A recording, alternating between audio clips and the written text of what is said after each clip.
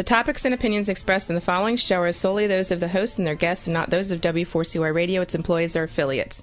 We make no recommendations or endorsements for radio show programs, services, or products mentioned on air or on our web. No liability, explicit or implied, shall be extended to W4CY Radio or its employees or affiliates. Any questions or comments should be directed to those show hosts. Thank you for choosing W4CY Radio.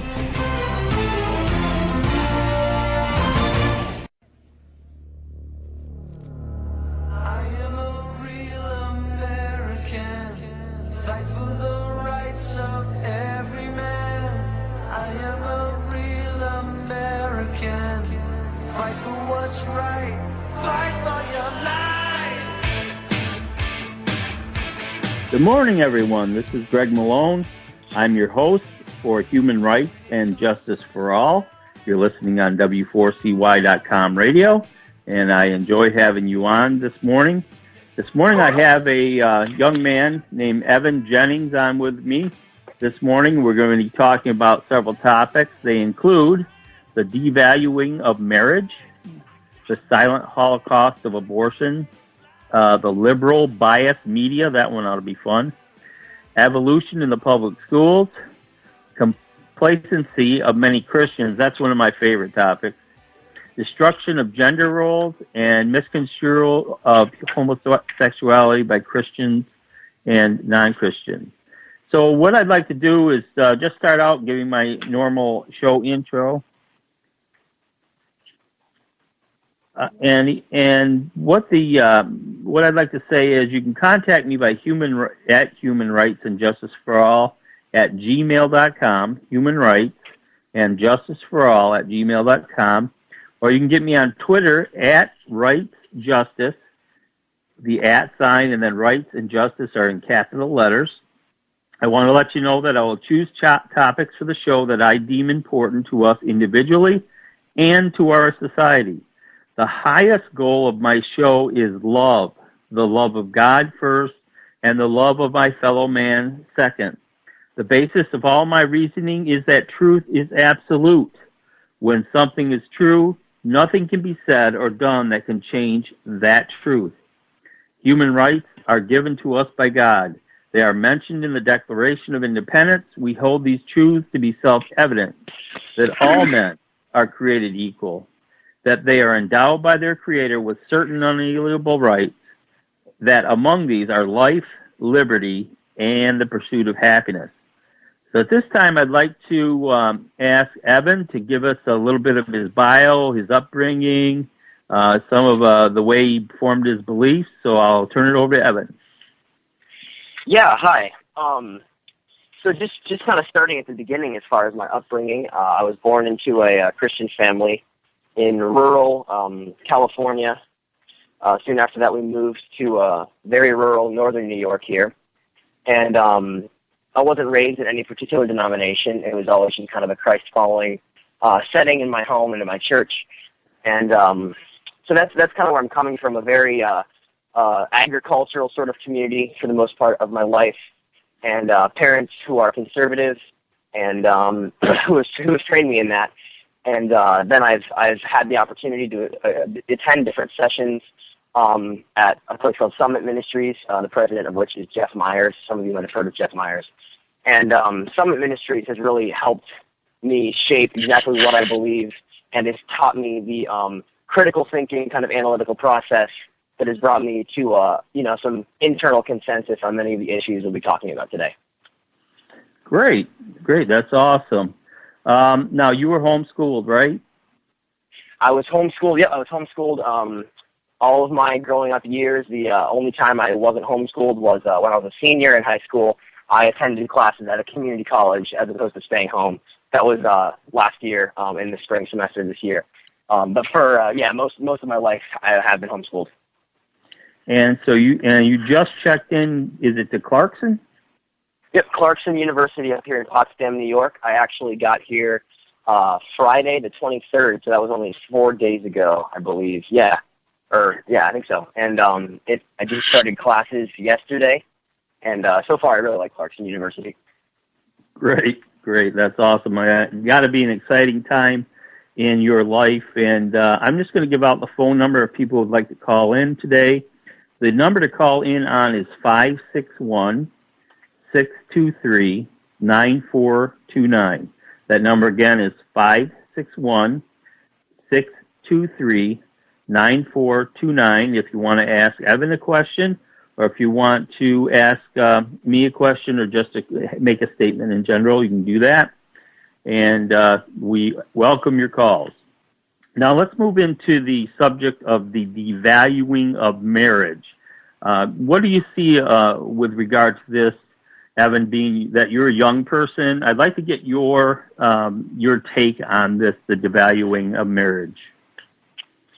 Right. Well, especially because I'm a young person, and many of my peers are not married yet, and have I've talked about that with many people. And especially in my age group, marriage is basically considered obsolete nowadays. It's seen as an unnecessary level of commitment to someone else, and almost kind of a life sentence. Some people would think of it as. Although obviously divorce is sadly an option in our society and attainable pretty easily. But yeah, I think for the most part, especially in my peer group, marriage is basically considered just obsolete. Now, it's interesting that you said that it's kind of a life sentence. Is it the fear of commitment, for just the long-term fear of commitment? I think it's partially that fear of commitment, and then to probably even a greater extent, people the idea of monogamy and the idea of a one life partner is definitely a daunting thing for anyone, but I think for Christians it's a high calling, and it's definitely blessed by God, and people are definitely losing sight of that. Yeah, I see what you're saying. Basically, people want their cake and want to eat it too. In today's society, they want to have all the pleasures of a promiscuous lifestyle, and I would like to say that those pleasures of a promiscuous lifestyle might be pleasurable for a moment, but in the light of eternity, that won't do, because the Bible says that we should be married, we should be given in marriage. Just one verse that I'd like to point out is in 1 Timothy chapter 4. It says, "In the last days people will give heed to seducing spirits and doctrines of devils, forbidding to marry and abstaining from meats." So, this last day time, I believe we're living in, where people are telling other people, don't marry, telling parents, don't give your children in marriage. That is a doctrine of devils, and I believe it is clearly such, and I state it boldly. Okay. Yeah. All right, let's go. Oh, do you have something else? Sorry. I was gonna read a verse out of Hebrews, if you wouldn't mind. Just kind of going along with that. Yeah, Hebrews 13:4 says, marriage should be honored by all, and the marriage bed kept pure, for God will judge the adulterer and all the sexually immoral. And I think I have many verses here in case we want to hit on those a little bit later. But I think especially for Christians, the Bible makes it very, very clear how marriage is to be kept sacred. Yeah, and I totally agree with you that needs to be happening. People, if you're out there listening today, you're not married, you're just living with someone year after year after year. I have relatives in the same situation. The marriage relationship and the commitment that you have towards each other is very key to your lifelong happiness, and to just your living together as one. Once you come together with another person sexually, you are one with them, and that's very clear. In fact, the Bible says that if you give yourself to a prostitute, you become one flesh with them. And I'm not saying your partner's a prostitute, but I'm just saying that if you come together with someone else sexually, that you have made yourself one with that person. It gets really confusing when you get up to about the 30th person. And that's not the way that God wanted it to be. So I just, want to point that out, that we really need to follow the Word and follow the commands of the Lord, and we will be blessed for it. Let's move on to the silent holocaust of abortion. What do you have to say on that, Evan? You know what, Greg, this is one of my favorite topics to talk about, and one reason is, and it's a little humorous, is because it is one of the easiest, even with my peers, it's one of the easiest topics to really to talk about and to support my side on, because it is kind of a no-brainer when you're honest with yourself. But I'll just start right in. I think a lot of people today, people I know included in that, have tried to turn this issue into a women's rights issue. My body, my choice, that whole thing. And I think that it's important to note right off the bat that if the unborn are not human, then this is completely a women's rights issue, and that's what should be discussed here. But as I believe, and as many other Christians believe, the unborn are human, and for that reason, it is not a women's rights issue, because the child itself has rights as a human being. And I think everyone would agree with that. But let's just start in with a few different cases. And people, when I'm talking to people about this, they'll say, what if a woman is raped and then is impregnated by the rapist? Is it appropriate to make that woman carry the child for 9 months? Or, what if a baby is going to be born into a family that can't support it financially? And what I would say to people who have, those outlier cases like that, which really do kind of annoy me when they're brought up, what I would say is, would you kill a 2-year-old that's already been, obviously been born and been alive for 2 years on Earth outside of the womb? Would you kill a 2-year-old who is the product of rape, or would you kill a 2-year-old that is living in a poor family situation? And any rational human being would say, well, of course not. I wouldn't kill that 2-year-old. You ask them why? Well, because they're human. I'm not going to kill them. And that right there, you can kind of show people that they're, by bringing up a rape case like that, they are inherently assuming that the unborn are not human. Because to suggest that it's appropriate to kill someone to save their mother some emotional heartache is ridiculous if you do believe, in fact, that child is human. So the underlying issue that needs to be addressed here is not a women's rights issue, and it's not talking about those outlier cases that some people like to bring up. The underlying issue is, are the unborn human? What does science say about this? What does philosophy say about this? And is there a right answer to that question? And I believe there is definitely a right answer to that question. How in depth would you like me to get on this? Yeah, I mean, let's go deep, dude. Okay. Well, as I see it, there are 4 main differences between anyone listening to this show right now and to an unborn child who is still in the womb, and I'm just going to go through those systematically here. The first main difference is the size of the individual. I'm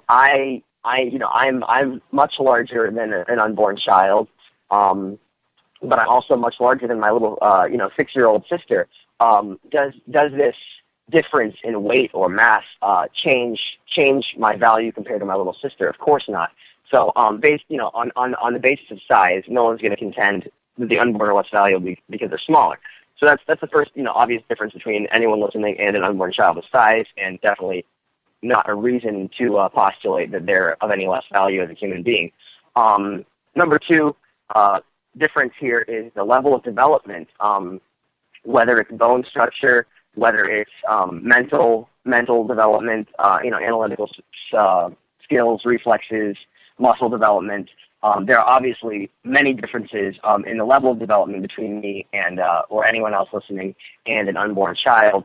And I personally believe this is no reason to postulate that the unborn are of any less value. Again, with my little sister, who's only 6 years old, I'm much more developed mentally and physically than she is, and no one would ever go so far as to say that I'm more valuable because of this higher level of development.